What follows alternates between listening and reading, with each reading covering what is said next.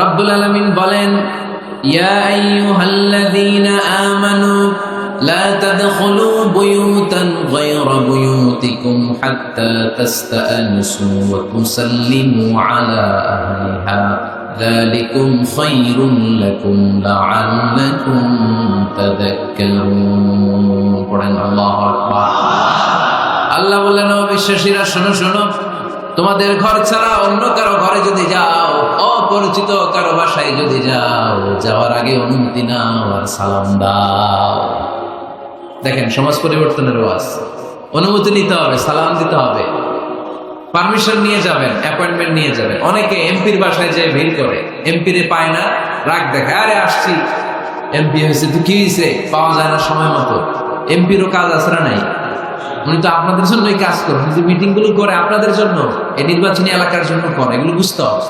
অনেক ব্যস্ত মানুষ হুজুরের বাসায় যে, এই হুজুর নামে না এখনো, এতক্ষণ ধরে বসে আছি, 2 কাপ চা দিয়ে বসায় রাখছে আমাদের, এরকম অভিযোগ আছে না নাই?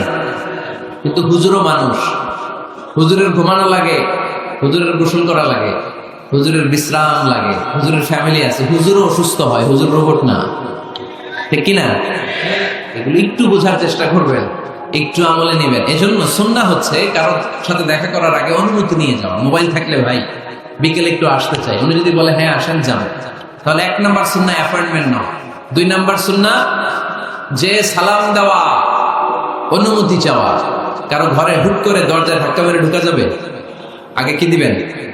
আওয়াজ করে বলেন, আগে কি দিবেন? সালাম। তারপর আপনার নাম বলবেন। কি বলবেন? আল্লাহর হাবিব সাল্লাল্লাহু আলাইহি ওয়াসাল্লামের ঘরে বসা এক সাহাবী এসে দরজার মধ্যে কাড়া নাড়লেন। আল্লাহর হাবিব সাল্লাল্লাহু আলাইহি ওয়াসাল্লাম বললেন, মান্দা, কে দরজায় কাড়া নাড়ে? সাহাবী বললেন, আনা, আমি। বিশ্বনবী বললেন, মান আনতা, তুমি কে? সাহাবী কয়, আনা আনা। আরে নবী, আমি আমি। রাসূল সাল্লাল্লাহু আলাইহি ওয়াসাল্লাম, কিসের আনা আনা? নাম বলো মিয়া। আনা আনা কান্নাহু কারিহা। রাসূল সাল্লাল্লাহু আলাইহি ওয়াসাল্লাম ওর কথাটাই রিপিট করলেন। রাসূল সাল্লাল্লাহু আলাইহি ওয়াসাল্লাম জিজ্ঞেস করলেন, কে? বলে, আমি। আরে তুমি কে? সাহাবী বলে, হুজুর আমি। আল্লাহ রাসূল বলে, আমি আমি। এটা কোনো নাম হইল? নাম বলো। আল্লাহ রাসূল সাল্লাল্লাহু আলাইহি ওয়াসাল্লাম রেগে গিয়ে 2 বার বললেন, আমি আমি। তা আমি বললেন না, আবার নামটা বলবেন। আমি কোনো নাম হইল? ওই সাহাবী বললেন, আমি। রাসূল সাল্লাল্লাহু আলাইহি ওয়াসাল্লাম বললেন, না, আমি তোমার নাম না, তোমার নাম বলবে। তাহলে কারোর সাথে দেখা করতে গেলে প্রথম কাজ হচ্ছে অ্যাপয়েন্টমেন্ট নেওয়া, 2 নাম্বার অনুমতি চাওয়া, দরজায় নক করে সালাম দেওয়া, আর নাম বলা। রাজি আছেন? অনুমতি ছাড়া কারো ঘরে ঢুকবেন? কে কে ঢুকবেন? হাত তুলেন তো দেখি। অনেকে তুলে ফেলছে হাত, ভুলে না, হাত তো ভুল করে হাত তুলছেন, সমস্যা নাই, কিন্তু কারো ঘরে অনুমতি ছাড়া, পারমিশন ছাড়া কখনো প্রবেশ করা যাবে না। এটা কি আপনাদের মনে থাকবে? এক সাহাবী বললেন, ইয়া রাসূলুল্লাহ, ইয়া হাবিবাল্লাহ, আমার ঘরে কেউ নাই, শুধু আমি থাকি আর আমার আম্মা থাকে।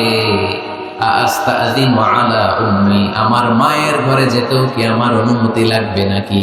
আল্লাহর হাবিব বললেন, তুহিব্বু আন তারাহা উরিয়ানা, তুমি কি চাও নাকি তোমার মাকে তুমি উলঙ্গ দেখবে? সাহাবী বললেন, না, কশিন কালো আমার মারে আমি উলঙ্গ দেখতে চাই না। আল্লাহর হাবিব সাল্লাল্লাহু আলাইহি ওয়াসাল্লাম বললেন, ইদান ইস্তাযিন আলাইহা, তাহলে তোমার মার ঘরে ঢোকার আগেও অনুমতি নিয়ে ঢুকবা। মায়ের ঘরে ঢোকার আগে অনুমতি নিয়ে ঢুকবা। সাহাবী বলে, আনা খাদিমুহা, রাসূল সাল্লাল্লাহু আলাইহি ওয়াসাল্লাম, আমি ছাড়া ওনার কেউ নাই, আমি তো ওনার খেদমত করি, আমার মার ঘরে ঢোকার আগে অনুমতি নেওয়া লাগবে? সাহাবী বললেন, আল্লাহ রাসূল সাল্লাল্লাহু আলাইহি ওয়াসাল্লাম বললেন, হ্যাঁ, তোমার মায়ের ঘরে ঢোকার আগে অনুমতি নেওয়া লাগে। তাহলে মার ঘরে ঢোকার আগে যদি অনুমতি লাগে, বোনের ঘরে ঢোকার আগে তার অনুমতির দরকার নেই? হ্যাঁ, ভাইয়ের ঘরে, ভাবির ঘরে ঢুকবেন? হ্যাঁ, অনুমতি নিয়ে ঢুকবেন না? খবরদার, কারো ঘরে ঢোকার আগে অনুমতি নিয়ে ঢুকবো আমরা। হুট করে আমরা অনেক সময় ঢুকে পড়ি, সে হয়তো বিশ্রাম নিচ্ছে, অল্প কাপড় পরে শোয়া, বা বিছানায় এমন ভাবে পড়ে আছে, ওই অবস্থায় সে কারোর সাথে দেখা করতে চাচ্ছে না, ওই অবস্থায় হুট করে ঢোকা যাবে? নক করেন, সালাম দেন, নাম বলেন, পারমিশন চান, এই হবে আপনার সামনে আসার উপযোগী করে নেবে নিজেকে, ঠিক কিনা? দিস ইজ ইসলাম। আওয়াজ করে বলেন, দিস ইজ ইসলাম। এটাই ইসলাম। শুধু জিকির করা ইসলাম না, জিকির করাও ইসলামের একটা অংশ। শুধু লম্বা দাড়ি রাখাই ইসলাম না, শুধু নামাজ পড়তে পড়তে কপালে দাগ ফেলানো ইসলাম না। কারো ঘরে ঢোকার আগে অনুমতি নিয়ে যাওয়ার নাম ইসলাম। কথা বুঝতে পেরেছেন? তাহলে কারো ঘরে ঢোকার আগে আগে পারমিশন নিব, সালাম দিব। হুট করে আজ থেকে কারো ঘরে ঢুকবো না। ইনশাআল্লাহ পড়বেন না? রব্বুল আলামিন এই সূরাটা শুরু করলেন ঈমানদারদেরকে ডেকে। এই সূরার মধ্যে রব্বুল আলামিন 5 বার ঈমানদারদেরকে ডাক দিয়েছেন, আর একবার গোটা বিশ্বের সব মানুষদেরকে ডাক দিয়েছেন। পড়েন সুবহানাল্লাহ। আল্লাহ বললেন, ইয়া আইয়ুহাল্লাযীনা আমানু লা তুকদ্দিমু বাইনা ইয়াদাইল্লাহি ওয়া রাসূলিহি ওয়াত্তাকুল্লাহ ইন্নাল্লাহা সামিউন আলীম। আল্লাহ বললেন, ও বিশ্বাসীরা শোনো, প্রথম গাইডলাইন, এই সমাজে যদি শান্তি চাও, সমাজটারে যদি সুন্দর বানাতে চাও, আল্লাহ আল্লাহ রাসূলের বিধানের উপরে কোনো কথা বলো না। আল্লাহ আল্লাহ রাসূল যেই বিধান দিয়েছেন ওই বিধানটাই ফাইনাল। আল্লাহ আল্লাহ রাসূল যা বলছে ওইটা ফাইনাল, না আমার যা মন চায় ওইটা ফাইনাল? কারটা ফাইনাল? আল্লাহ আল্লাহ রাসূলেরটা ফাইনাল।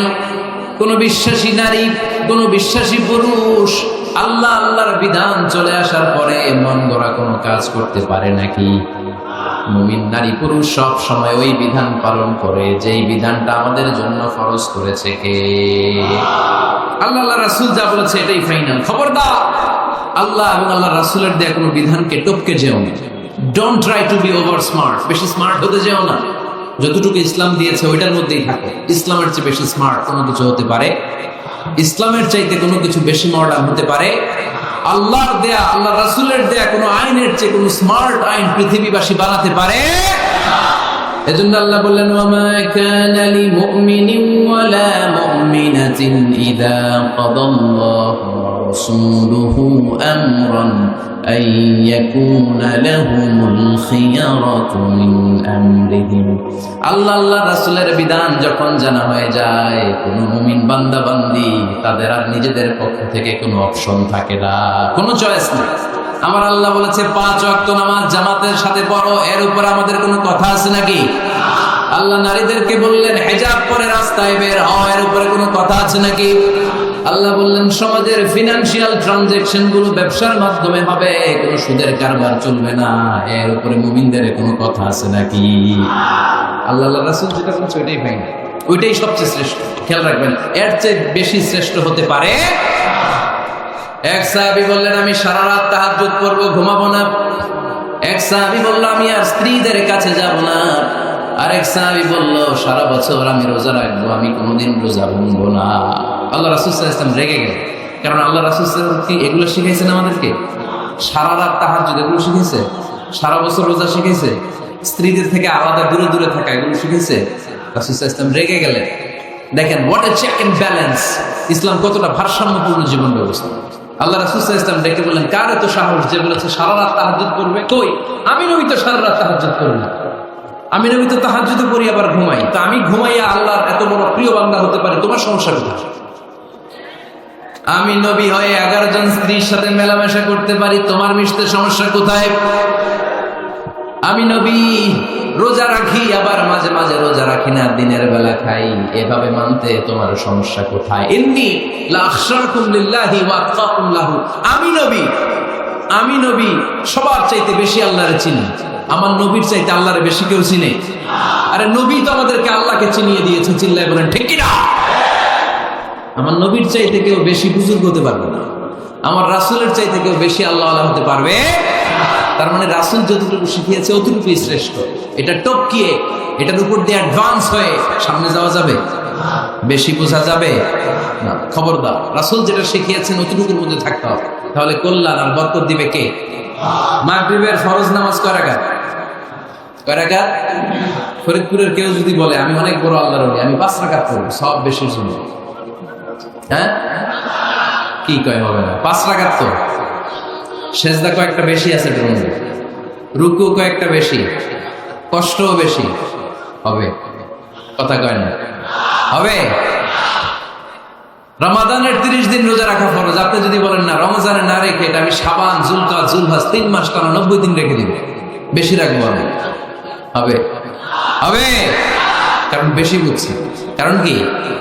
আল্লাহ রাসূলের চাইতে বেশি বোঝা যাবে? আল্লাহ রাসূলের চাইতে বেশি বুজুর্গ সাজা যাবে? খবরদার, never be advanced from Allah and his রাসূল। আল্লাহ এবং আল্লাহ রাসূলের চাইতে আমরা অ্যাডভান্স হব না। আল্লাহ রাসূল যা দিয়েছেন ওইটাই ফাইনাল। ওইটা কি ফাইনাল? আওয়াজ করে বলেন, ওইটা কি? তাহলে সামাজিক সুখ সম্প্রীতির প্রধান মাধ্যম হচ্ছে আল্লাহ রাসূল যা বলেছে এটাই আমরা মানব। এর উপরে আমরা কোনো কথা বলতে চাই? এরপর আল্লাহ ঈমানদারদেরকে আবার ডাক দিলেন, বললেন, ইয়া আইয়ুহাল্লাযীনা আমানু লা তারফা'উ আসওয়াতাকুম ফাওকা সাওতিন নবী। ও বিশ্বাসীরা, খবরদার, আমার নবীর কণ্ঠের চাইতে তোমাদের কণ্ঠ বড় করো না। ঘোষণাটা কার? কারণ সাহাবারা আল্লাহ রাসূল সাল্লাল্লাহু আলাইহি ওয়াসাল্লাম চারদিকে ঘিরে বসে থাকে।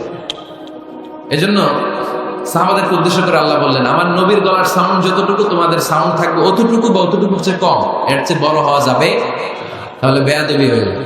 তাহলে কি হয়ে যাবে? বনু তামিম গোত্রের নেতা কে হবে? আল্লাহর হাবিব সাল্লাল্লাহু আলাইহি ওয়াসাল্লাম পরামর্শ করছে। আবু বকর রাদিয়াল্লাহু তাআলা আনহু বললেন, আমার মনে হয় এই লোকটা হলে ভালো হয়। ওমরে ফারুক বলেন, না, উনি না, আমার মতে এই লোকটা হলে ভালো। সাইয়েদনা আবু বকর বললেন, আরে না ওমর, তুমি বুঝছো না, আমি যার কথা বলেছি সে হলে সবচেয়ে ভালো, তার মধ্যে নেতৃত্বের গুণ আছে। সাইয়েদনা ওমর ফারুক বলেন, না, আপনি বোঝেন না, আপনার আমি ভালো বুঝছি, আমি যারে বলেছি সেই হবে নেতা। তর্ক আছে না নাই? এই তর্ক, কথার নাম কথা, কথার পিঠে কথা করতে করতে করতে করতে ওনাদের মধ্যে একটু ঝগড়ার একটা ভাব। বিষ্ণুনবী বসা, এই ঝগড়া করতে করতে সাউন্ড বড় হয়ে গেছে, এই উনি হবে, উনি বলে না উনি হবে। বিষ্ণুনবীর কণ্ঠের চাইতে কণ্ঠ উঁচু হয়ে গেল, আরশের উপর থেকে একটা ধমক দিলেন কে? আল্লাহ বলেন, খবরদার, লা তারফা'উ আসওয়াতাকুম ফাওকা সাওতিন নবী, নবীর কণ্ঠের চাইতে কণ্ঠ উঁচু করো না। ওয়ালা তাজহারু লাহু বিল কওলি কাজাহরি বা'দিকুম লিবা'দ আন তাহবাতা আমালুকুম ওয়া আনতুম লা তাশউরুন। নবীর কণ্ঠের চাইতে তোমাদের কণ্ঠ যদি উঁচু হয়ে যায়, তোমাদের সব নেক আমলগুলো আমি আল্লাহ বাতিল করে দেব। ধমকটা ছোট না বড়? ছোট না বড়? মনোযোগ আছে আপনাদের? যদি নবীর কণ্ঠের চাইতে তোমাদের কণ্ঠ বড় হয়, জীবনে যত ইবাদত করছো সব বাতিল। নামাজগুলো বাতিল, কাজে আসবে না। হজ করছো, বাতিল। রোজা রেখেছো, বাতিল, সব বাতিল। বেয়াদবি করেছো নবীর সাথে, চিল্লায় বলেন ঠিক কিনা? নবীর কণ্ঠের চাইতে নিচু হতে হবে কণ্ঠ। এই আয়াত আসার পরে সাহাবারা তো এমন ভয় পেলেন, এবার নবীর কাছেই কেউ আসে না। সুবহানাল্লাহ কইবেন না? ভয়ে আসে না, ভয়ে না জানি আমার কণ্ঠ আবার নবীর কণ্ঠের চাইতে উঁচু হয়ে যায়। ওমরে ফারুক রাদিয়াল্লাহু তাআলা ডানে ঘুরে বায়ে ঘুরে কাছে আসে না। আবু বকর রাদিয়াল্লাহু তাআলা ডানে ঘুরে বায়ে ঘুরে কাছে আসে না।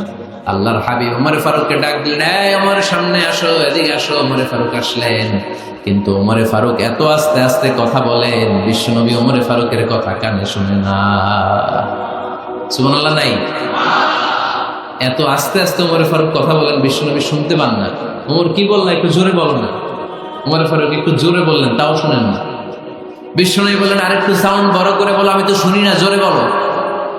ভয়, কারণ কণ্ঠ যদি উঁচু হয়ে যায় আমার নবীর কণ্ঠের চাইতে জীবনের সব ইবাদত শেষ। এজন্য কথা কওয়ার দরকার নেই, ইবাদতগুলো ঠিকঠাক আওয়াজ করে করতে হবে, আল্লাহু আকবার। তাহলে 2 নাম্বার গাইডলাইন, লা তারফা'উ আসওয়াতাকুম ফাওকা সাওতিন নবী, নবীর কণ্ঠের চাইতে কণ্ঠ উঁচু করো না। আপনারা হজ উমরা করেছেন কে কে দেখি? মাশাআল্লাহ, হাত নামান। যারা আমরা করি নাই, আমরা আল্লাহর কাছে কামনা করি, আল্লাহ আমাদেরকেও তুমি যাওয়ার তৌফিক দাও। আমরাও যেন আমার নবীর কবরের সামনে দাঁড়িয়ে নবীর সালাম করতে পারি, তৌফিক দাও। আমরাও যেন রাউদাতুম মিন রিয়াদিল জান্নাহে ঢুকে 2 রাকাত নামাজ পড়তে পারি, তৌফিক দাও। তোমার ঘরটা যেন তাওয়াফ করতে পারি, তৌফিক দাও। মক্কা মদিনার ঐতিহাসিক জায়গাগুলো যেন দেখে হৃদয়টাকে ঠান্ডা করতে পারি, আল্লাহ তৌফিক দাও। তো যারা গিয়েছেন তারা জানেন, মসজিদে নববীতে নামাজের পরে আপনারা যখন পূর্ব দিকে, প্রথম কাতারের পূর্ব দিকে সবাই লাইন ধরে যেতে যেতে প্রথমে বাম দিকে পরে রাউদাতুম মিন রিয়াদিল জান্নাহ, জান্নাতের বাগান সমূহ থেকে একটা বাগান। পুরো মসজিদে নববীর কার্পেটের এক কালার, ওই রাউদাতুম মিন রিয়াদিল জান্নাহর কার্পেটের আরেক কালার। আল্লাহ রাসূল সাল্লাল্লাহু আলাইহি ওয়াসাল্লামের ঘর আর মিম্বার এতটুকু জায়গাকে অন্য কালারের কার্পেট দেওয়া হয়েছে।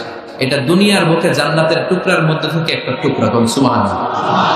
হাজিরা খুব ভিড় করে এখানে নামাজ পড়ার জন্য, এটা বাম দিকে পাবেন। এরপরে যেতে যেতে কিছু দূর যাওয়ার পরেই বাঁ দিকে পাবেন বিশ্বনবী সাল্লাল্লাহু আলাইহি ওয়াসাল্লামের কবর, আল কবর আশ শরীফ। আমার নবী এখানে শুয়ে আছে। যেই নবীর কথা আজীবন ওয়াজে শুনলেন, যেই নবীরে নামাজের তাশাহুদে বসে সালাতু সালাম করে শোনার, যে নবীর জন্য দেহের তাজা রক্ত আমরা বিলিয়ে দিতে রাজি, ওই নবীর কবরের সামনে যে যখন দাঁড়াবেন আর ভাববেন আমার আর নবীর থেকে ব্যবধান 5-6 হাত, এখানে আমার নবী শুয়ে আছে, এখানে আমি, আপনি কি ধৈর্য ধারণ করতে পারবেন? কথা বলেন, নিজেকে সামলে রাখতে পারবেন? আমার নবীর কোন উম্মত প্রথম যখন উমরা করতে যায়, হজ করতে যায়, নবীর কবরের সামনে দাঁড়িয়ে নিজেকে সামলে রাখতে পারে না, চিৎকার দিয়ে কান্না আসে, চোখ দিয়ে ধা ধা করে অশ্রু ঝরে। যেই নবীর ভালোবাসা আমার হৃদয়ের মধ্যখানে, আমার নবী নাকি শোয়া আছে এই জায়গায় আমার নবী শোয়া, সহ্য হয় না, বুক ফেটে চিৎকার আসে, কিন্তু চিৎকার দেয়া যায় না। কারণ যে আয়াতের তাফসীর আপনাদেরকে শোনাচ্ছি, এই আয়াতটা বিশ্বনবীর কবরের উপরে লেখা, লা তারফাউ আসওয়াতাকুম ফাওকা সাওতিন নবী। তুমি নবীর দরবারে এসেছো, এখানে বড় গলায় আওয়াজ করে কোনো কথা বলা যাবে না, চিল্লায় বলেন ঠিক কি না? এই আয়াতটা আজও লেখা নবীর কবরের উপর, লা তারফাউ আসওয়াতাকুম ফাওকা সাওতিন নবী। এটা নবীর দরবার, এখানে চিৎকার চেঁচামেচি করে দুরূদ পড়া যাবে না, লাফালাফি করা যাবে না, ভদ্রভাবে আন্তরিকতার সাথে বিনয়ের সাথে নবীরে সালাম দিতে হবে। সুবহানাল্লাহ পড়ো। আল্লাহ রাসূল সাল্লাল্লাহু আলাইহি ওয়াসাল্লাম আমাদের থেকে বিদায় নিলেন, কিন্তু এই আয়াতের হুকুম আজও আসরা নাই। অনুরূপভাবে যারা আমাদের উস্তাদ, মা বাবা, আধ্যাত্মিক নেতা, ধর্মীয় গুরু, ইসলামী আন্দোলনের নেতা, তাদের সামনেও উচ্চবাচ্য করে আওয়াজ করা যাবে, তাদের সাথে ভদ্র ভাষায় কথা বলার দরকার আছে না নাই? তাহলে দুইটা গাইডলাইন আমরা পেলাম। প্রথম গাইডলাইন হচ্ছে আল্লাহ রাসূল যা বলেছে এটাই ফাইনাল, এটাই কি? কথা বুঝে নাই? আল্লাহ রাসূল যা দিয়েছে সেটা কি ফাইনাল। আর 2 নাম্বার হচ্ছে নবীর কণ্ঠের চাইতে কণ্ঠ উঁচু করা যাবে? যাবে।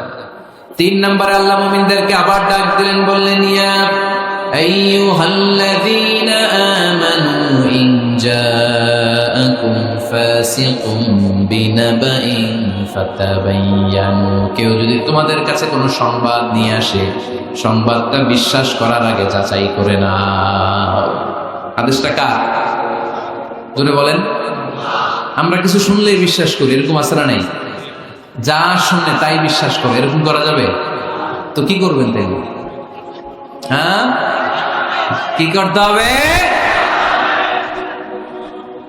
ঠিক না বে ঠিক?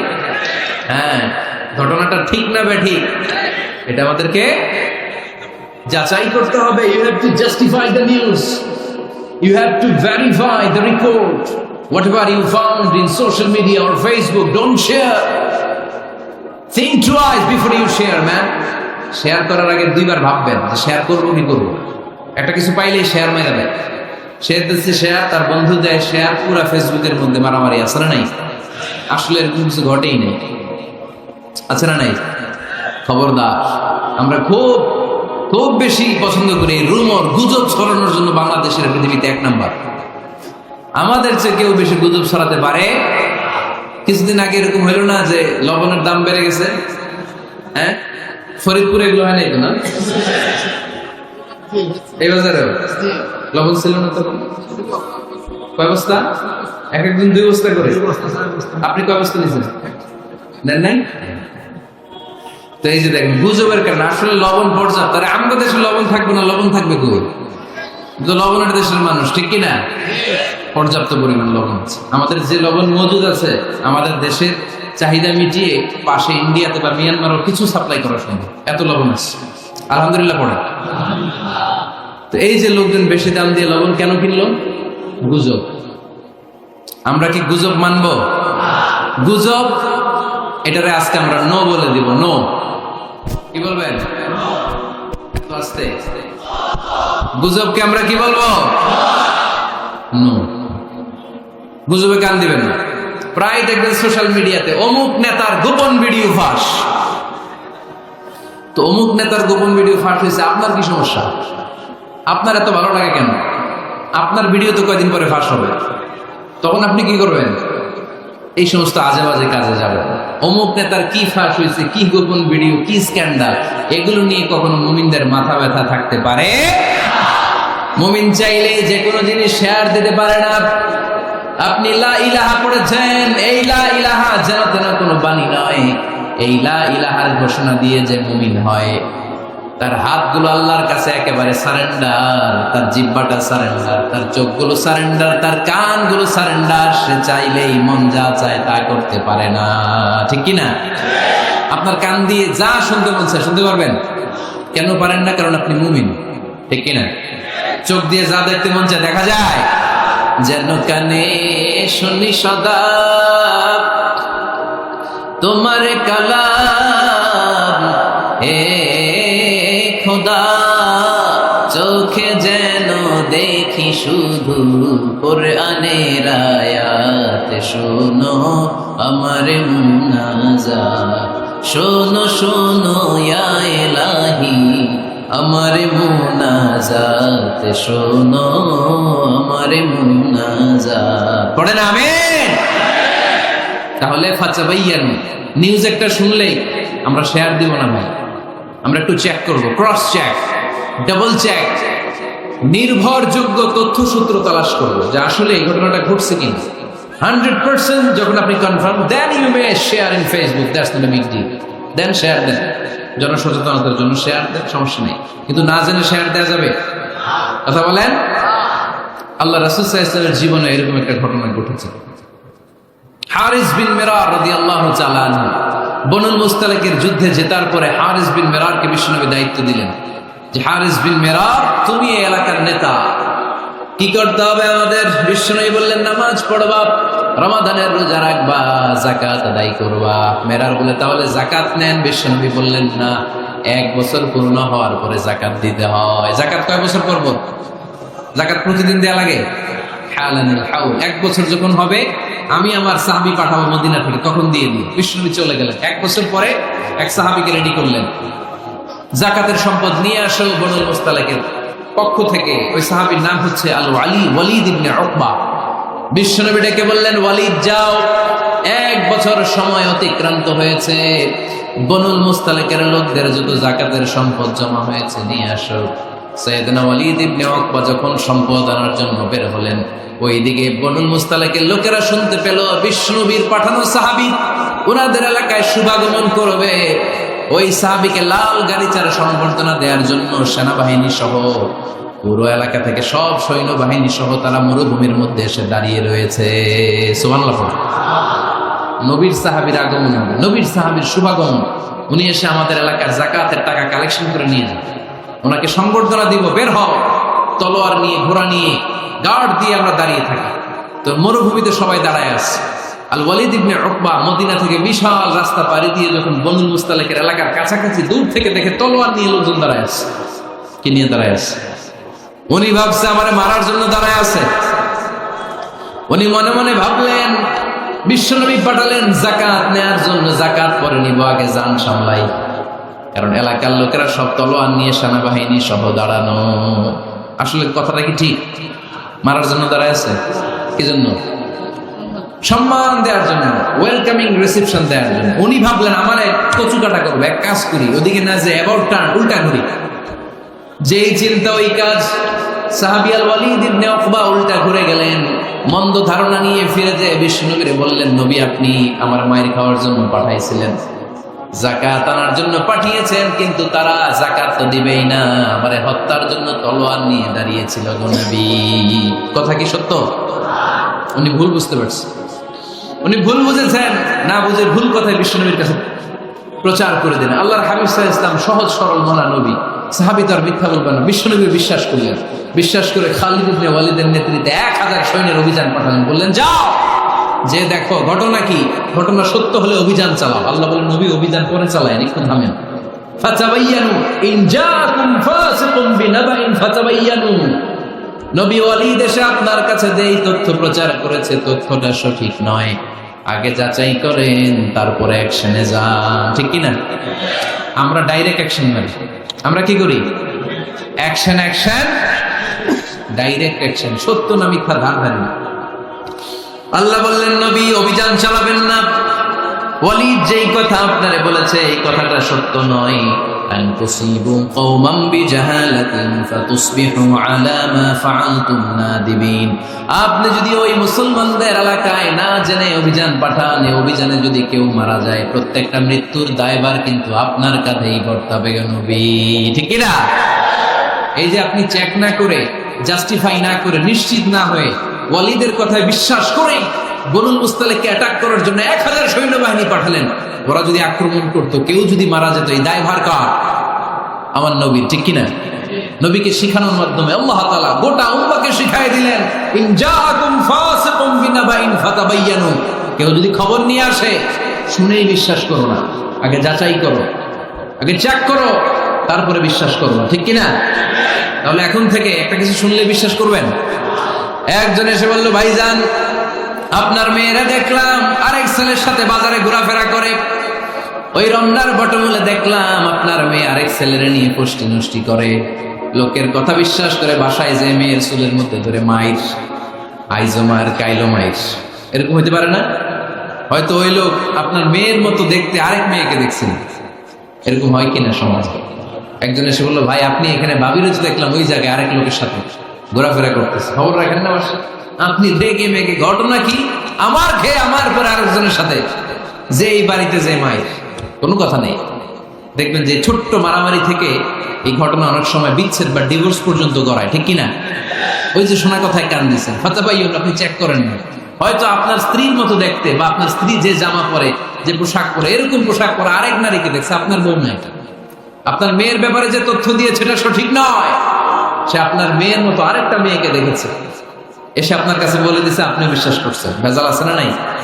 এই ভেজালগুলোকে থামানোর জন্য কোরআনে এই বিধানগুলো নাজিল করেছে কে? তাহলে ফরিদপুরের ভাইয়েরা, 3 নম্বর গাইডলাইন, সমাজটাকে সুন্দর রাখার। তথ্য একটা শুনলেই বিশ্বাস করবেন না। সিলে কান নিয়ে গেছে, শুনলেই সিলের পিছনে তো নাকি? কি করবেন? আগে কানে হাত দিয়ে একটু দেখবো কান দুইটা আছে না নাই, তারপরে চিলের পিছনে দৌড়ান। তাহলে এখন থেকে আমরা তথ্য একটা শুনলে বিশ্বাস করব। তাহলে কি করবেন? বলতে হবে কি করবেন? যাচাই বাছাই, জাস্টিফিকেশন অফ দ্য নিউজ। কোন নিউজ জাস্টিফিকেশন ছাড়া আমরা প্রচার করব, বিশ্বাস করব, শেয়ার করব না। 4 নম্বরে আল্লাহ বললেন, ইয়া আইয়ুহাল্লাযীনা আমানু লা ইয়াসফার কওমুম মিন কওম। ওহে আমার ঈমানদার বান্দারা, শোনো শোনো, খবরদার কখনো কোনো মুমিন বান্দারে ঠাট্টা করো না, অবজ্ঞা করো না, ঠাট্টা করো না। তার মনে কষ্ট হয় এমন কোন কথা তারে বলো না। Never scoff of anybody. কাউকে নিয়ে ঠাট্টা করবে না, তার দেহ নিয়ে, তার আকৃতি নিয়ে, তার বংশ নিয়ে। এক লোকের বাবা ছিল চোর, কিন্তু তার ছেলে অনেক ভালো। আপনি কি তারা বলতে পারবেন তুই চোরের ঘরের চোর? বলতে পারবেন? চুরি করছে বাবা, ওর কি দোষ? কথা বলেন। এগুলো কবিরা গুনাহ। আওয়াজ করে বলেন তুই কি গুনাহ? কবিরা। কারো আকৃতি নিয়ে, আমার ফরিদপুরের কলিজার টুকরা যুবক ভাইরা, কারো আকৃতি নিয়ে কখনো অবজ্ঞা করবে না, তুচ্ছ জ্ঞান করবে না। এটা কবিরা গুনাহ, এটা আল্লাহ খুব অপছন্দ করেন। এর কারণ আকৃতিটা আমাদের হাতে নাই।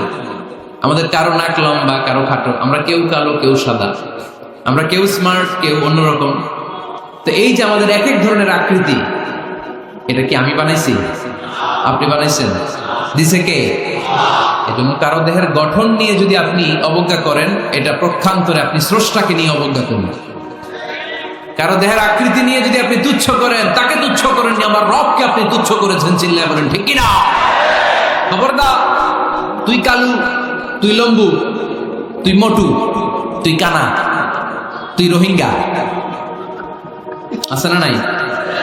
ইদানিং ইদানিং এটা খুব চলে। এই রোহিঙ্গা নামটা আছে না? ফরিদপুরে এগুলো ঢুকে নাই না?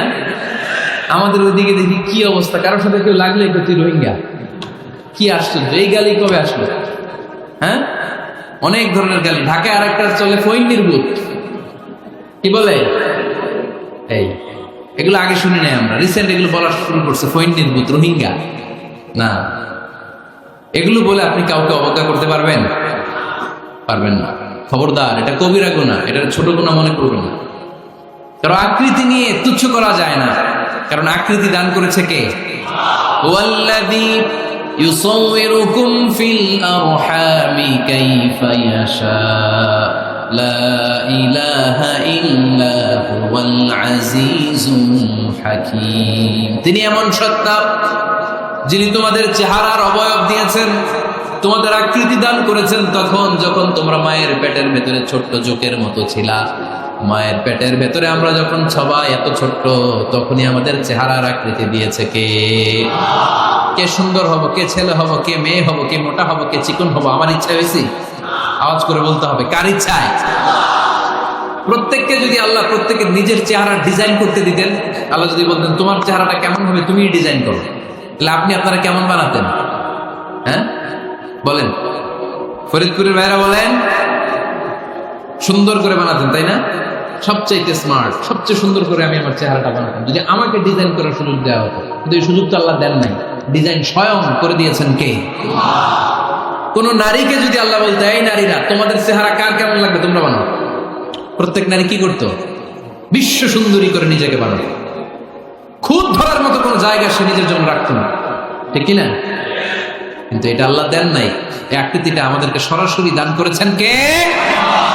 খবরদার, আমাদের অনেকে বিকলাঙ্গ, আমাদের অনেকের হাত ছোট, পা বড়, দেখতে মোটা, কেউ চিকন কেউ কালো। খবরদার, কারণ আকৃতি নিয়ে কখনো কোন অবজ্ঞার সুরে, ঠাট্টার সুরে কোন কথা আমরা বলবো না। রাজি আছেন? সবাই রাজি আছেন? আল্লাহ রাসূল সাল্লাল্লাহু আলাইহি ওয়াসাল্লামের এক সাহাবী ছিল নাম ইবনে মাসউদ রাদিয়াল্লাহু তাআলা আনহু। উনার পায়ের নলা ছিল খুব চিকন, অস্বাভাবিক চিকন, স্বাভাবিক না। তো উনিও এটা ঢেকে রাখতেন, দেখাতেন না কাউকে। একদিন উনি খেজুর পাড়ার জন্য খেজুর গাছে উঠলেন। খেজুর গাছে ওঠার পরে নিচ থেকে সাহাবারা পায়ের চিকন নলা দেখে ফেলছে। দেখে সবাই হাসি, সবাই হেসে কুটি কুটি। বিশ্বনবী বললেন, হেসো না, খবরদার, আমার ইবনে মাসুদের পায়ের চিকন নলা দেখে হেসো না। আমার ইবনে মাসুদের এই পায়ের চিকন নলা যদি মিজানের পাল্লায় উঠিয়ে দেয়া হয়, কিয়ামতের দিন উহুদ পাহাড়ের চেয়েও ভারী হয়ে যাবে। খবরদার, আমার ইবনে মাসুদকে আমার আল্লাহ অনেক পছন্দ করে, তার পা চিকন দেখে তাকে তুচ্ছ করো না। আল্লাহর হাবিব সাল্লাল্লাহু আলাইহি ওয়াসাল্লামের 11 জন স্ত্রীর মধ্য থেকে একজন স্ত্রী ছিলেন একজন স্থূল আকৃতি, অবিসিটি ছিল, একটু মোটা। ওনার নাম ছিল সাফিয়া রাদিয়াল্লাহু তাআলা আনহা। আম্মা জান আয়েশার সাথে একবার সাফিয়ার ঝগড়া। নবীদের বউদের মাঝে মাঝে মাঝে ঝগড়া হতো, তবে সেটা হতো মধুর ঝগড়া। সুবহানাল্লাহ পড়েন। আম্মা জান আয়েশা রাদিয়াল্লাহু তাআলা আনহার বাসায় একদিন বিশ্বনবী বসা ছিলেন, আর একজন স্ত্রী, বিশ্বনবীর আরেকজন স্ত্রী রান্না করে কিছু খাবার আম্মা জান আয়েশার ঘরে পাঠিয়েছেন। এক দাসী দিয়ে বলল, যাও এটা আয়েশার ঘরে দিয়ে আসো, কারণ নবী আয়েশার ঘরে। আম্মা জান আয়েশা রাদিয়াল্লাহু তাআলা আনহা বললেন, এগুলো কি? দাসী বলে, তরকারি। কে দিছে? অমুক স্ত্রী। কেন দিয়েছে? আমি কি রান্না করতে পারি না? তোমরা রান্না তোমরা খাও। এই কথা বলে পাতিল সহ উড়ায় মারছে চেহারা। এর কারণ ওনারা মানুষ ছিলেন, মানবীয় ব্যাপারগুলো ওনাদের মধ্যেও কাজ করত। আবার এক স্ত্রী ঝোল দিয়ে রান্না করে কিছু খাবার নিয়ে এসেছে। আম্মা জান আয়েশা রেগে মেগে ওই ঝোল নিয়ে ওই স্ত্রীর গালের মধ্যে মেখে দিয়েছে। বিশ্বনবীর আরেক বউয়ের গালের মধ্যে ওই ঝোল লাগাই দিচ্ছে। এবার ওই স্ত্রী বিশ্বনবীর কাছে যেয়ে বলে, ইয়া রাসূলুল্লাহ, দেখেন আয়েশারে আপনি বেশি আদর করেন তো, দেখেন কি করে আমাদের সাথে। এই যে আমাদের গালের মধ্যে ঝোল মাখাই একবার মেকআপ বানাই দিচ্ছে। বিষ্ণু ইসা ইসলাম বললেন, তাই আয়েশাকে ডাকো। আম্মা জান আয়েশা রাদিয়াল্লাহু তাআলা আনহা আসলেন। আল্লাহ রাসূল সাল্লাল্লাহু আলাইহি ওয়াসাল্লাম বললেন, তুমি কি আমার এই স্ত্রীর সাথে এমন আচরণ করেছো? আম্মা জান আয়েশা বললেন, করেছি। কেন? আম্মা জান আয়েশা বললেন, তখন মেজাজটা গরম ছিল, এখন বুঝতে পারতেছে আসলে এই কাজটা করা ঠিক হয়নি। এবার বিশ্বনবী বিচার করবেন। বিশ্বনবী বললেন, আল কিসাস, যেমন করা হয়েছে বিচার হবে তেমন। তোমার গালে যেমনি ঝোল লাগাই দিয়েছে, তুমি একটু ঝোল নিয়ে আয়েশার গালে লাগাই দাও। সুবহানাল্লাহ পড়বেন না? ওই স্ত্রীও কিছু ঝোল নিয়ে আম্মা জান আয়েশার গালে লাগাই দিল। এখন দুজনে হাসতেছে, বিশ্বনবীও হাসলেন, আরশের উপর থেকে খুশি হয়ে গেলেন কে? তো স্ত্রীদের মধ্যে মাঝে মাঝে এটা ঘটতো। সাফিয়া রাদিয়াল্লাহু তাআলা আনহা ছিলেন একটু মোটা। আম্মা জান আয়েশা বললেন, ইয়া রাসূলুল্লাহ, দেখেন আপনার মুটি বউ, আপনার মুটকি বউ, এই মুটি বউ বলে একদিন একটা গালির মতো দিয়ে ফেলছে। আল্লাহ রাসূল সাল্লাল্লাহু আলাইহি ওয়াসাল্লাম রেগে গেলেন, বললেন, আয়েশা এটা কেমন কথা তুমি বললা মুটি? আমার সাফিয়ারে তুমি মুটি বলে গালি দিলা রে আয়েশা। ইয়া আয়েশা, লাকাদ কুলতি লা কালিমা লাউ মুসিজাত বিমাইল বাহরি লামাজাজাতহু। এমন একটা মন্তব্য তুমি সাফিয়ার ব্যাপারে করে ফেলেছো রে আয়েশা, এই কথাটা যদি সাগরের নীল পানির মধ্যে ছেড়ে দেওয়া হয়, এই কথার পঙ্কিলতার কারণে, এই কথার কর্দমাক্ততার কারণে, এই কথার পঙ্কিলতার কারণে সাগরের সব পানিগুলো মুহূর্তের মধ্যে কালো হয়ে যাবে। এই কথাটা সাগরে ফেলে দিলে সাগরের নীল পানি পুরোটা কালো হয়ে যাবে। আয়েশা, খবরদার, কাউকে তুচ্ছ করে অবজ্ঞা করে কখনো কিছু বলা যাবে না। এই জিহ্বাটা এটা ভয়ঙ্কর একটা অঙ্গ। বেশিরভাগ পাপ এই জিহ্বা দিয়ে হয়। কি দিয়ে হয়? এই জন্য সাহাবারা জিহ্বা ধরে মাঝে মাঝে জিহ্বার মধ্যে ব্যাট মারতেন আর বলতেন, জিহ্বা তোর জন্য আমি আটকে যাবো কেন করে। আমলিক আলাইকা লিসানাক, নিজের জিহ্বার মালিক নিজে হন। আপনার জিহ্বার মালিক যেন শয়তান না হয়ে যায়। জিহ্বা আপনার, শয়তানের ভাষায় আপনি কথা বলেন কেন? খবরদার, প্রতিটা কমেন্ট, প্রতিটা কথা, প্রতিটা মন্তব্য, এগুলোর ব্যাপারে কিয়ামতের দিন পাই টু পাই করে আপনার কাছে আল্লাহর সুপ্রিম কোর্টের কাঠগড়ায় দাঁড় করিয়ে আপনারা জিজ্ঞেস করবে কে? এজন্য বিশ্বনবী বলছেন, মাইয়াদ মাল্লি মা বাইনা লিহিয়াইহি ওয়া মা বাইনা রিজলাইহি আদমান লাহুল জান্নাহ। আমার কোন উম্মত যদি দুইটা অঙ্গের গ্যারান্টি আমারে দেয়, আমি আমার উম্মতকে জান্নাতের গ্যারান্টি দেব। দুইটা অঙ্গের একটা হলো জিহ্বা আর একটা লজ্জাস্থান। দুই চোয়ালের মাঝে যা থাকে লিজ্জা, জিহ্বা, আর দুই পায়ের মাঝখানে যা থাকে লজ্জাস্থান। এই দুইটা অঙ্গের গ্যারান্টি যদি বিশ্বনবীকে আপনি দেন যে নবী, জিহ্বা আর লজ্জাস্থান এই দুইটা অঙ্গের কোনো পাপ আমি করব না, নবী বলে আমি দুনিয়ায় তোমার জান্নাতের গ্যারান্টি দেব। এই জন্য জিহ্বাটারে সামলান, যা মনে চায় বললেন। খবর আছে না নাই? খবর আছে। মা ইয়ালফিযু মিন কাওলিন ইল্লা লাদাইহি রাকীবুন আতীদ। যা মুখ দিয়ে বের হয় লিখে রাখার জন্য দুইজন ফেরেশতা রেডি করে রেখেছে কে? চিল্লায় বলেন। যতদিন আমরা বেঁচে থাকবো ততদিন থাকবে আমাদের কাঁধে। আমরা মরে যাবো, এই ফেরেশতারা উড়াল দিবে, ঠিক কিনা?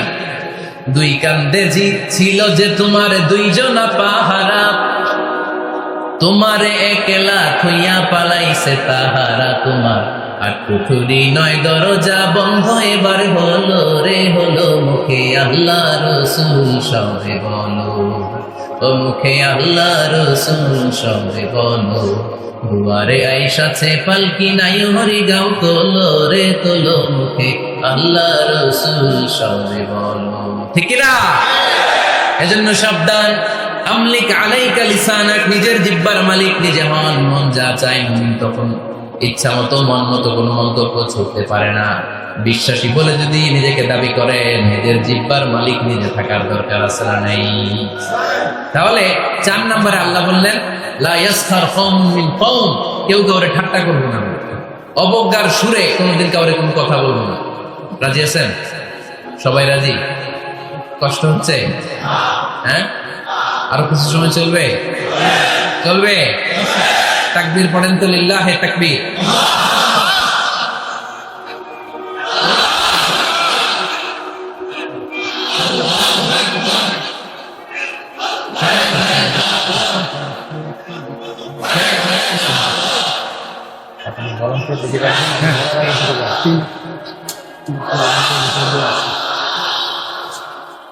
মাশাআল্লাহ, সবাই আওয়াজ করে করি মাশাআল্লাহ। আমরা বিশৃঙ্খলা করবো না, একসাথে বিদায় নিব। আরো অনেক সময় আছে আমার হাতে, আমরা একসাথে কথা শুনে বিদায় নিব। রাজি আছেন তো? বিশৃঙ্খলা করে মাঝখান থেকে উঠবেন কে কে দেখি? উঠবেন না? আজকে অনেক সুশৃঙ্খল, দোয়া আছে, মোনাজাত আছে, আমরা একসাথে একটু দোয়া করবো। দোয়া করে এরপরে বিদায় নিব। এই 1 বছর পর পরে প্রোগ্রাম হয়, আবার বেঁচে থাকলে কবে আসি না আসি, ঠিক কিনা? দোয়ায় অংশগ্রহণ করে যাবেন তো সবাই? মাশাআল্লাহ, আজকের প্রোগ্রাম অনেক সুশৃঙ্খল। আমি যখন নামি তখনই ভালো লাগতেছিল আমার, কারণ ধাক্কা ধাক্কি করে এমন ভাবে হেলিকপ্টারের উপর মানে ঝাপটে পড়ে লোকজন, এতে অনেক সমস্যা। আমরা বেরোতে পারি না, প্রোগ্রামে আসতে পারি না, দেরি হয়ে যায়, সব কিছু ডিসঅর্ডার হয়ে যায়। আজকে এত সুশৃঙ্খল ব্যবস্থাপনা আমার খুব ভালো লেগেছে। ফরিদপুরের মানুষ খুবই সুশৃঙ্খল। আল্লাহ তুমি ভাইদেরকে আরো ভালো ভালো কাজ আঞ্জাম দেওয়ার তৌফিক দান করো। আওয়াজ করে পড়বো আমিন। এরপরে 5 নম্বরে আল্লাহ বললেন, ওয়ালা তালমিজু আনফুসাকুম, খবরদার তোমরা অন্যের দোষ খুঁজো না। দোষ খুঁজবা নিজেদের, কিন্তু সমাজে আমরা অন্যের দোষ খুঁজি কি খুঁজি না। 5 নম্বর, ওয়ালা তালমিজু আনফুসাকুম, নেভার ডিসফেম ইচ আদার, একে অপরের দোষ খুঁজো না। আমাদের সমাজে কিছু লোক আছে নিজের দোষ দেখে না, খালি অন্যের দোষ দেখে। আছে না নাই? চায়ের দোকানে বসে বসে দেখবেন, বলবে এই বাড়িতে এই সমস্যা, ওই বাড়িতে ওই সমস্যা, ওই বাড়িতে মারামারি, ওই বাড়িতে কাটাকাটি। তোর বাড়িতে কি সমস্যা ওইটা বল, তোমার বাড়িতে কি সমস্যা ওইটা বলো মিয়া। আছে না এরকম? এই হুজুর ভালো না, এই সমস্যা, ওই হুজুরও ভালো না, এই হুজুরও খারাপ, এই হুজুরের এই সমস্যা। তুমি হুজুরের কি সমস্যা? তুমি হুজুরের কি সমস্যা আগে জাতির কাছে ওইটা বলো। আগে নিজে ভালো হও, নিজে ভালো তো জগৎ ভালো। খবরদার অন্যের দোষ খুঁজবেন না, এটা খুব বাজে একটা স্বভাব। খালি অন্যের দোষ খুঁজবে। যে নিজে নিজের দোষ খুঁজতে পারে, যে নিজে নিজের সমালোচনা করতে পারে, সে সবচেয়ে বুদ্ধিমান। কারণ অন্য কি করছে এই ব্যাপারে আপনারা ধরবে আল্লাহ। কথা বলেন না কেন? আল্লাহ আপনাকে ধরবে, আপনার কি সমস্যা, আপনি কি করলেন, শুধু ওই ব্যাপারেই আপনি জিজ্ঞাসিত হবেন। এই জন্য আল্লাহ বললেন তাদের উপর আমার লানত, তাদের উপর ধ্বংস, যারা প্রকাশ্যে অপ্রকাশ্যে অন্যদের দোষ খুঁজে বেড়ায়, দোষ বলে বেড়ায়। এরকম আছে না নাই? আল্লাহ লানত দিয়ে বললেন ওয়াইলুল লিকুল্লি হুমাযাতিন লুমাযা। গোপনেও দোষ খুঁজে প্রকাশ্যেও দোষ বলে, তাদের উপর আল্লাহ লানত। হুমাযাতিন লুমাযা, এই লুমাযা শব্দ থেকে আল্লাহ এনেছেন ওয়ালা তালমিযু আনফুসাকুম। একে অপরের দোষ খুঁজো না, নিজের দোষ খুঁজো, সেই সবচেয়ে বুদ্ধিমান। তাহলে আমরা আত্মসমালোচনা করব। কি করব? খেয়াল রাখবেন, সবচেয়ে খারাপ হচ্ছে সমালোচনা। সবচেয়ে খারাপ কি? তারপর কিছুটা ভালো যেটা, সেটা হচ্ছে আলোচনা। সেটা কি? আলোচনা। সবচেয়ে ভালো হচ্ছে আত্মসমালোচনা। সবচেয়ে ভালো কি? তাহলে তিনটা বললাম। এক হচ্ছে সমালোচনা, আমরা করব, আমরা করব আলোচনা, আর সবচেয়ে বেশি করব আত্মসমালোচনা, সেলফ ক্রিটিসিজম। রাতে ঘুমানোর আগে একটু ভাববেন কি কি ভুল করলাম, কাকে কাকে কষ্ট দিলাম, কি কি অন্যায় আজকে আমার দ্বারা হলো, কালকের দিনটা যেন আমার আজকের দিনের চেয়ে ভালো হয়। নিজের সাথে নিজের এরকম বোঝাপড়ার দরকার আছে না নাই? আমরা যেন আত্মসমালোচনা করি ফরিদপুরের ভাইয়েরা, অন্যের দোষ যেন না খুঁজি। Small people talk about people. যারা নিচু মনের মানুষ, এরা শুধু মানুষের দোষ খুঁজে বেড়ায়, মানুষ নিয়ে কথা কয়, এই মানুষ, এই মানুষের সমস্যা, এই সমস্যা। Average people talk about things and story and the incidents.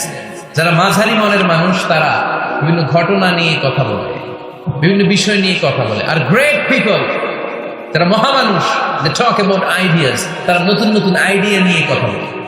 এই আইডিয়া সমাজে অ্যাপ্লাই করলে, ইমপ্লিমেন্ট করলে সমাজটা বদলে যাবে। এই আইডিয়া এখানে সেট করলে এখানে কল্যাণ হবে। বড় মনের মানুষরা আইডিয়া নিয়ে কথা বলে। এখন দ্য ডিসিশন ইজ ইয়ার্স, সিদ্ধান্ত আপনার। আপনি কি ছোট মনের মানুষ হবেন না বড় মনের মানুষ হবেন? অন্যরে নিয়ে আমার কোনো টেনশনের দরকার নেই। আমি জান্নাতি না জাহান্নামী, এই টেনশনে তো ঘুম আসে না আমার। আমার কি অবস্থা হবে আমি জানি না। আমি আরেকজনের দোষ করি, আমি আরেকজনের বদনাম বলি, আমি আরেকজনের পিছু লেগে থাকি। খবরদার, বিশ্বাসী বলে যারা দাবি করে, তারা কখনো অন্যের পিছু লাগতে পারে। খেয়াল রাখবেন, কেউ যদি পিছু লেগে থাকে, ও আজীবন পিছেই থাকবে। পিছু লাগা মানে কি? ও সামনে না আমি সামনে। কথা বোঝে নাই বোধহয়। কেউ যদি আমার পিছু লাগে, ও সামনে না আমি সামনে, আমি সামনেই থাকবো, ও পিছনেই থাকবে। কথা বুঝতে পেরেছে? পিছু লাগবো না কারো, কারণ কারো পিছু লাগলে আমি পিছনে পড়ে যাবো। কারো দোষ খুঁজবো না, নিজের দোষ খুঁজবো। আমার কি সমস্যা, আমার কি ইমপ্রুভ করা দরকার, আমার কি ডেভেলপ করা দরকার, আমি নিজেকে কিভাবে সাজাতে পারি, এই নিয়ে থাকবে আমার টেনশন। আল্লাহর দেয়া আমাদের জন্য সবচেয়ে বড় উপহার হচ্ছে সময়। আল্লাহ আপনারা এত কিছু দিয়েছে, এর মধ্যে সবচেয়ে দামি কোন জিনিসটা দিয়েছে জানেন? সময়। কি দিয়েছেন? আমাদের জীবনের এই সবচেয়ে দামি জিনিসটা, এই সময়টা আমরা অন্যের পিছনে লাগাই দিই। অন্যের দোষ খুঁজতে খুঁজতে অন্যের এই সময়টা দিয়ে দিই, নিজের সময় নিজের কাজে লাগাতে পারি না, তাই না? এই জন্য আমরা যেন অন্যের দোষ না খুঁজি, নিজের দোষ খুঁজি। ওয়ালা তালমিযু আনফুসাকুম, একে অপরের দোষ খুঁজো না। আদেশটা কার? আওয়াজ করে বলতে হবে, আদেশটা কার? এরপরে রব্বুল আলামিন বললেন ওয়ালা তানাবাযু বিল আলকাব, খবরদার খবরদার, কাউরে মন্দ নামে ডেকো না। প্রত্যেককে যে নামে ডাকলে সে খুশি হয়, তাকে ওই নামে ডাকো। কোনো মন্দ নামে কখনো কাউরে ডাকা যাবে না। মন্দ নামে ডাকা যাবে? সম্মানিত ভাইরা, কাউরে মন্দ নামে ডাকবেন? তার যেই নাম ওই নামে ডাকবেন। যে নামে সে নিজেকে ডাকলে পছন্দ করে, তাকে ওই নামে ডাকবেন। মন্দ নামে কাউরে ডাকা যাবে না। এটা কবিরা গুনাহ। এটা কি গুনাহ? কবিরা গুনাহ। কারণ প্রত্যেকের নামটা প্রত্যেকের কাছে খুব প্রিয়, খুব আপন, খুব যত্নের। তাই না? ভাই আপনার নাম কি? উজ্জ্বল হোসেন। উজ্জ্বল নামে আরো মানুষ এই গ্রামে আছে না নাই? আপনার কাছে মনে হচ্ছে আরে উজ্জ্বল নামটা তো খুব স্বাভাবিক একটা নাম। উজ্জ্বল, কত উজ্জ্বল আছে এলাকায়, আপনার কাছে এরকমই লাগে কত উজ্জ্বল, কিন্তু ওনার কাছে উজ্জ্বল নামটা এরকম না। ওনার কাছে উজ্জ্বল নামটা স্পেশাল। উজ্জ্বল নামটা কি? স্পেশাল। কারণ এই নামে তাকে সবাই ডাকে, এই নামটা তার কাছে খুব আদরের, খুব যত্নের। হুজুর আপনার নাম কি? সুলাইমান ফারুকি। আপনার কাছে মনে হতে পারে আরে কত সুলাইমান তো জীবনে দেখছি, কত সুলাইমান আছে বাংলাদেশে, 10,000 সুলাইমান আছে না নাই? তো আপনার কাছে এরকম মনে হয়, কিন্তু ভাইজানের কাছে কি এরকম মনে হয়? ভাইজানের কাছে সুলাইমানটা খুব দরদের, খুব প্রিয়, খুব আদরের। কারণ এই নামে ভাইজানকে সবাই চিনে, ঠিক কিনা?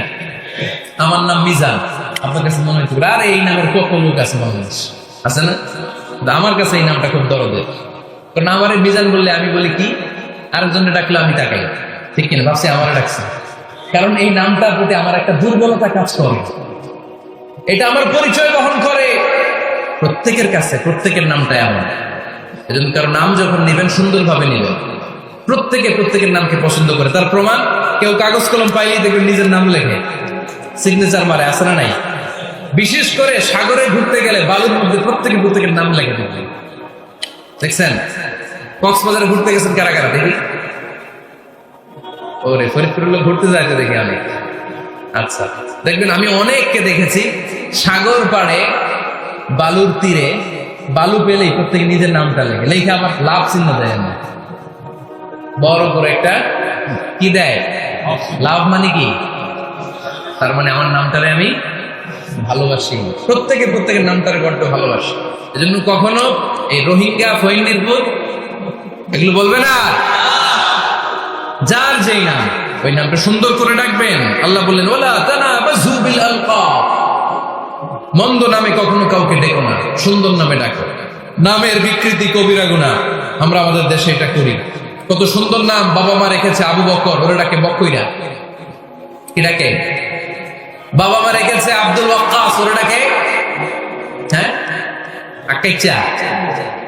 এটা হইলো? এগুলো করবেন আল্লাহর নামের সাথে মিলে। কি সুন্দর নাম, আব্দুল কুদ্দুস, ওরা কি ডাকে? হ্যাঁ, আজকে থেকে আর ডাকবেন? ডাকবে না? তাহলে আমরা প্রত্যেকে সুন্দর নামে ডাকতে রাজি আছি না নাই?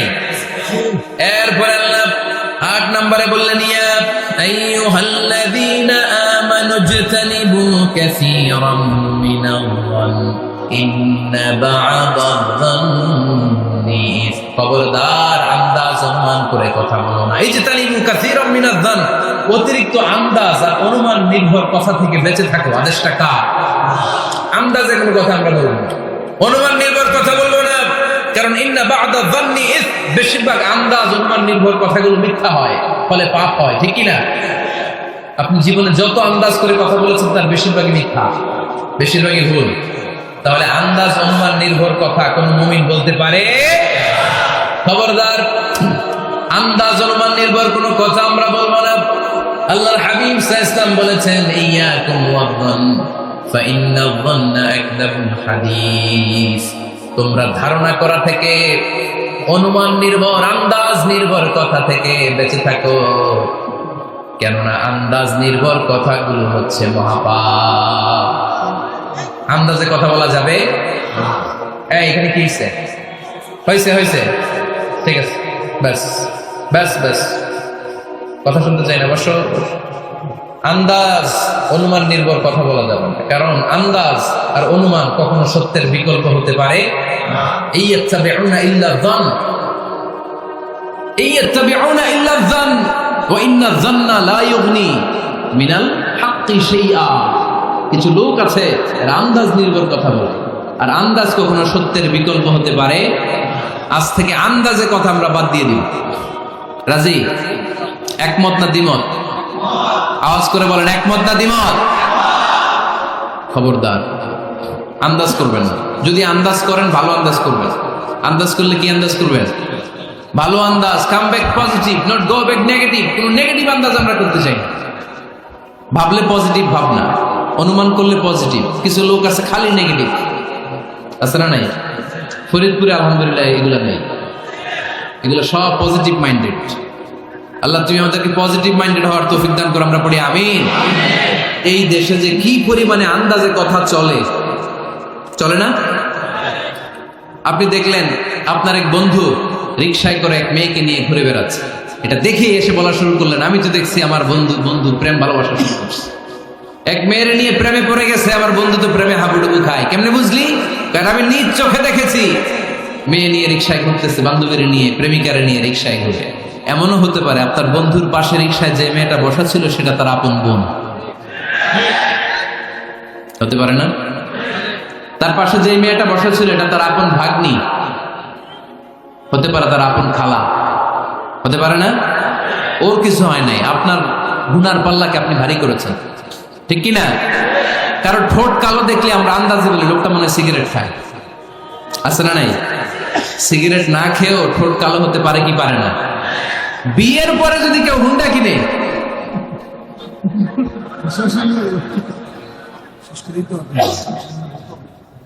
বিয়ের পরে যদি হুন্ডা কিনে, কিসের হুন্ডা? দেখছেন, আন্দাজে মেরে দিচ্ছে যৌতুক।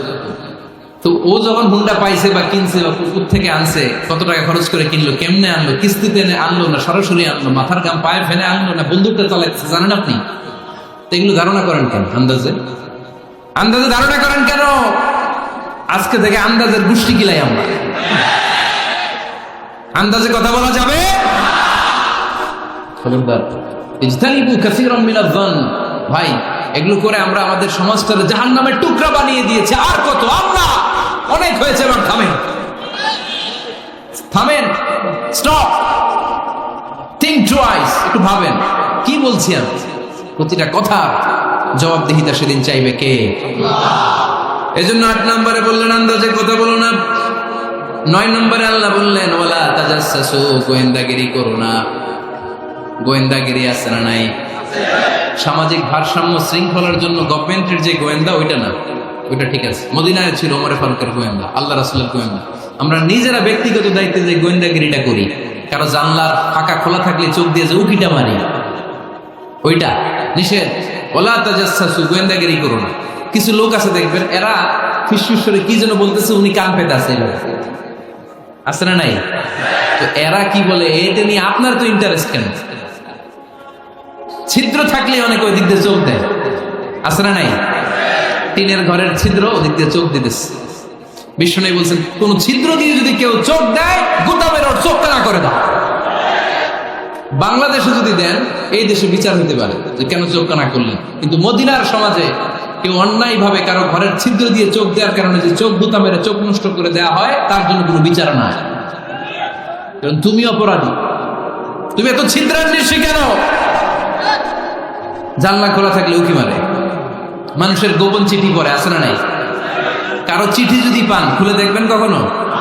কারো মোবাইল পেয়ে গেছেন, ওরে পাইছি বড় ভাইয়ের মোবাইল, দেখি তো গ্যালারিতে কার কার ছবি, আছে না নাই? না, করা যাবে না। কারো ফেসবুকের ভেতরে ঢুকেই সে কার সাথে চ্যাটিং করলো, মেসেঞ্জারে কি বললো, এগুলো দেখবেন না, এগুলো হারাম। তার ইনবক্স চেক করবেন না, কারো গোপন চিঠি দেখবেন না, কারো বেশি ব্যক্তিগত ব্যাপারে প্রশ্ন করবেন না। করা যাবে? অনেকে আছে খালি ব্যক্তিগত প্রাইভেট ম্যাটারে নাক গলায়।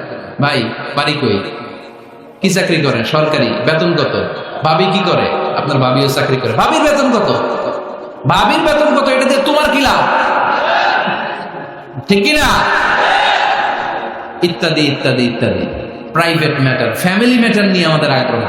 ওয়ালা তাখফু মা লাইসা লাকা বিহি ইলম, এটা তোমার জানার কথা না, ওইটা নিয়ে তো আগ্রহ দেখাবা না। অয়েল ইউর ওন মেশিন, নিজের চরকায় তেল দিলেন, নিজের চরকায় দিয়ে। অন্যকে নিয়ে এত আগ্রহ ভালো না, অন্যের পিছু লাগেন না। এই গোয়েন্দাগিরি থেকে আল্লাহ আমাদেরকে বাঁচাও। মানুষের প্রাইভেট ম্যাটার নিয়ে যেন আমাদের কিউরিসিটি না থাকে। Everyone has a privacy, a private own space, and no one should interfere someone own space, কারণ নিজের স্পেসে যে ইন্টারফেয়ার করা এটা হারাম। সব শেষে আল্লাহ বললেন ওয়ালা ইয়াগতাব বা'দুকুম বা'দা আইয়ুহিব্বু আহাদুকুম আন ইয়াকুলা লাহমা আখিহি মাইতান ফাকারিহতুম, খবরদার খবরদার, একে অপরের গীবত করো না। আলহামদুলিল্লাহ, ফরিদপুরে এসব নাই। গীবত আছে? এটা একটা মহামারী। গীবত হচ্ছে মহামারী, বাংলাদেশের জাতীয় রোগ। আমি নাম দিয়েছি বাংলাদেশের জাতীয় শারীরিক রোগের নাম হচ্ছে ডায়াবেটিস, ঠিক কিনা? আর এই মানসিক সবচেয়ে বড় রোগ বাংলাদেশের হচ্ছে গীবত। এটা হুজুর থেকে আরম্ভ করে, আলেম থেকে শুরু করে, সাধারণ মানুষ থেকে শুরু করে, নেতা নেত্রী থেকে শুরু করে 17 কোটি মানুষ খুব মজা পায়, রসগোল্লার চেয়ে মজা। আপনার ইবাদত গুলো দিয়ে দিচ্ছেন সবার জন্য। যার ব্যাপারে আপনি গীবত করতেছেন, আপনার হজ কষ্ট করে মিনায় ধাক্কাধাক্কি করে যে হজটা করছেন, ধাক্কাধাক্কি করে হাজরা আসওয়াদের চুমুটা দিয়েছেন, আরাফাতের ময়দানে চোখের পানি যে কান্নাটা করেছেন, এই সব সওয়াবগুলো আপনি তার আমলনামায় তুলে দিয়েছেন। তার ব্যাপারে গীবত করে, চগলখুরি করে, তার কথা আরেকজনের কাছে লাগিয়ে, ওর কথা আরেকজনের কাছে লাগিয়ে, এই যে সমাজে গিরিঙ্গি লাগালেন আপনি, এই যে সামাজিক ভারসাম্য রক্ষা করলেন, আপনার সব ইবাদতগুলো আল্লাহ ভাগ করে ওদের আমলনামায় তুলে দিয়েছে।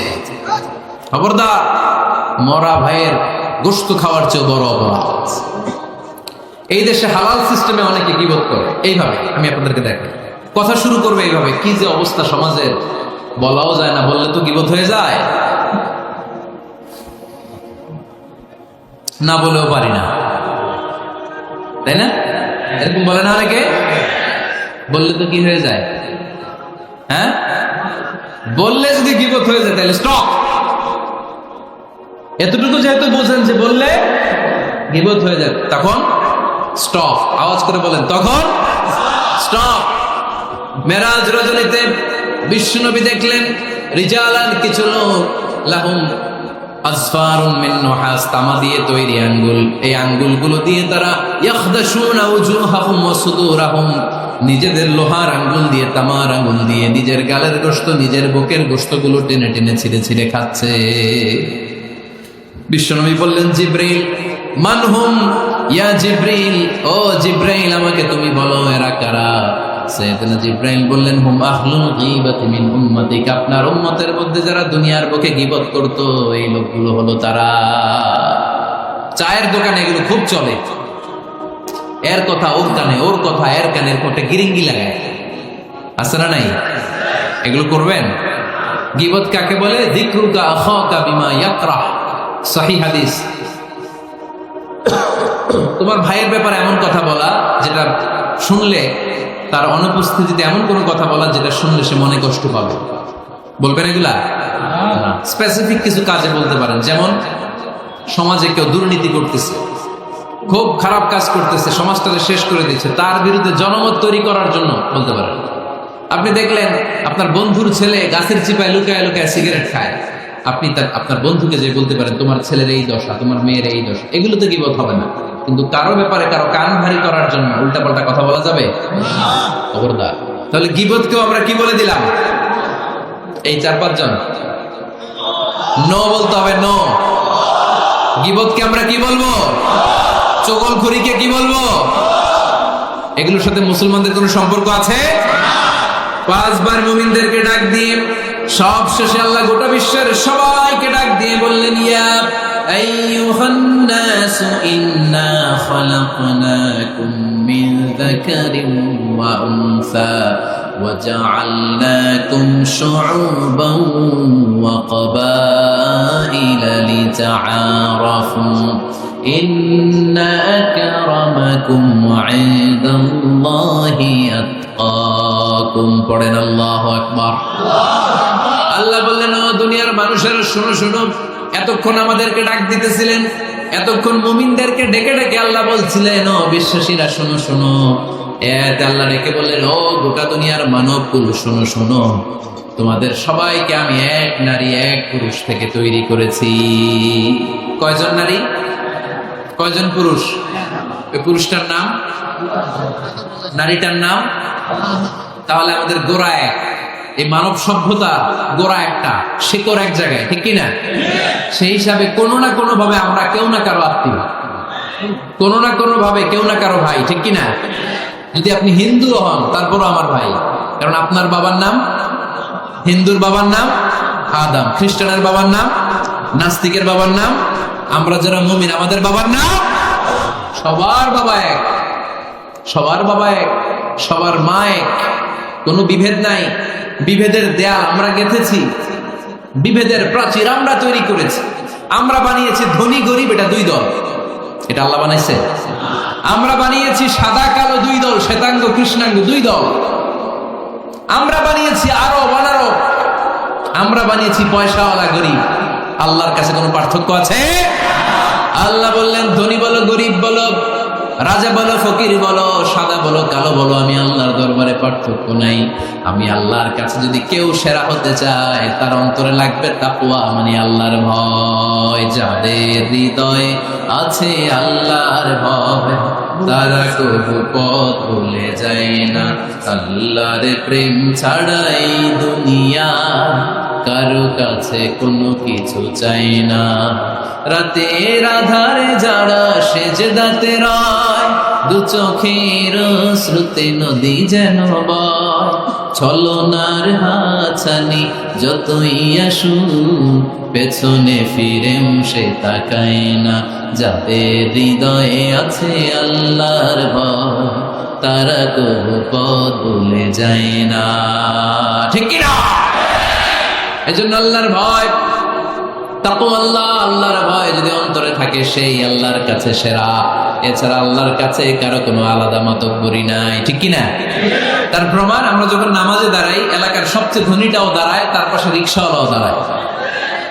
আমরা যখন নামাজে দাঁড়াই, মালয়েশিয়াতে মাহাথির মোহাম্মদ যখন দাঁড়ায়, তার পাশে আমিও দাঁড়াই।